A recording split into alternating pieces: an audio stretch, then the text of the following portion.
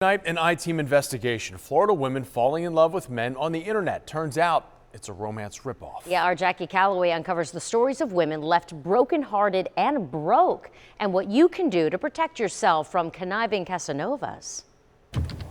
Guys like Ford Tremblay know all the right things to say. Telling me, that he couldn't stop thinking about me. Shelley, who lives in Pasco County, says she's too embarrassed to show her face. Don't let this happen to you like it happened to me. She met Ford, who used a fake name.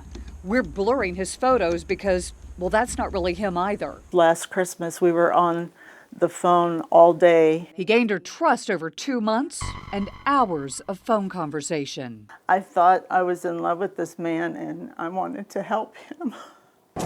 This fake Romeo said he was in the Navy and could not access his own account from the ship.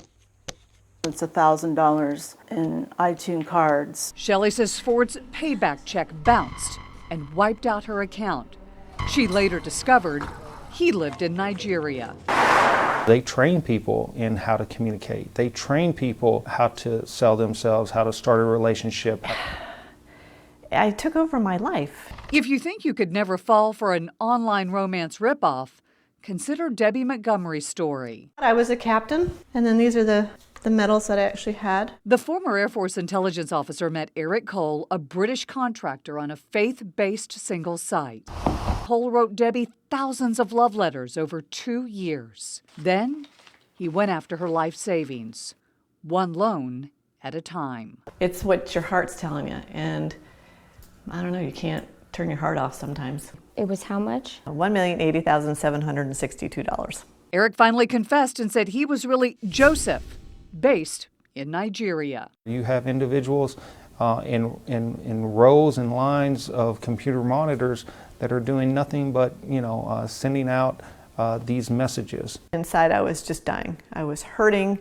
I felt stupid. I felt used. The FBI reports people in Florida and across the country lost $1.3 billion in romance scams in 2016. You are my favorite. Okay, it looks nice. Victoria Magliaro met her romance artist on Our Time, but he lived right here in Tampa Bay. I was physically dating him for 5 months, 6 months before. Victoria says this Don Juan ran off with her computer and her car, opened a credit card in her name, and swiped $300 from her account. I've got everything back, yes, because he didn't want to face grand theft charges. Looking back, Victoria says her boyfriend never invited her into his home or his circle of friends or family.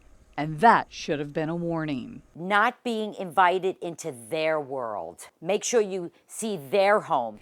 Whether you're swiping, friending, or flirting, make sure you take some time to do some backgrounding. Plug in their name, address, and phone number into Google, and possibly most important, put their image in and do a search. That'll tell you if they're really the person they say they are. And this is always a sure thing. Whatever county they live in, go to that clerk of court site. That'll find everything from civil records to criminal charges. I'm Jackie Calloway, taking action for you.